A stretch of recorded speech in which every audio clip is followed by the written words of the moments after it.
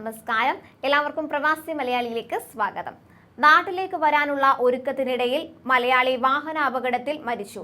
ആലപ്പുഴ ക്ഷണപുരം ബുണ്ടക്കോട്ട വടക്കേതിൽ കുമാരന്റെ മകൻ 41 വയസ്സുകാരനായ രഞ്ജിത്ത് എന്ന് വിളിക്കുന്ന രാജീവാണ് മരണപ്പെട്ടത്. തെക്കൻ പ്രവിശ്യയിൽ ഖമീസ് മുഷൈത്തിലാണ് മരിച്ചത്. രജിത്ത് ഓടിച്ചിരുന്ന ട്രെയിലർ അപകടത്തിൽ പെടുകയായിരുന്നു. സന്ധ്യയാണ് രജിത്തിന്റെ ഭാര്യ. ലോട്ടസ് മകളാണ്. മൃതദേഹം അഹദ് റുഫൈദ ആശുപത്രി മോർച്ചറിയിൽ സൂക്ഷിച്ചിരിക്കുകയാണ്. മരണാനന്തര നടപടികൾ പൂർത്തീകരിക്കാൻ അസീർ പ്രവാസി സംഘം ലഹദ് ഏരിയ റിലീഫ് കൺവീനർ മണികണ്ഠന്റെ നേതൃത്വത്തിൽ പുരോഗമിക്കുകയാണ്. അതേസമയം പ്രവാസിയെ സലാലയിലെ പള്ളിയിൽ വെടിയേറ്റ് മരിച്ച നിലയിൽ കണ്ടെത്തിയ സംഭവത്തിൽ നിയമ നടപടികൾ പുരോഗമിക്കുകയാണ്.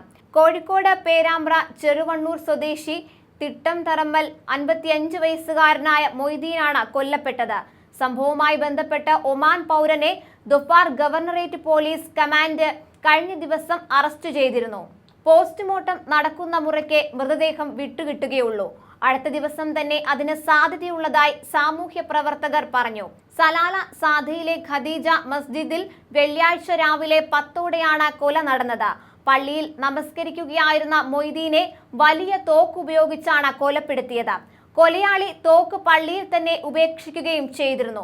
മൃതദേഹം സുൽത്താൻ ഖാബൂസ് ആശുപത്രി മോർച്ചറിയിൽ സൂക്ഷിച്ചിരിക്കുകയാണ്.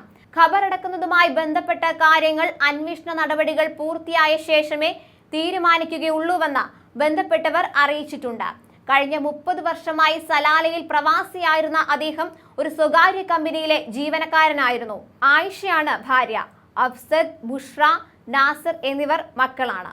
കൂടുതൽ പ്രവാസി വാർത്തകൾക്കായി ഈ ചാനൽ സബ്സ്ക്രൈബ് ചെയ്യുക.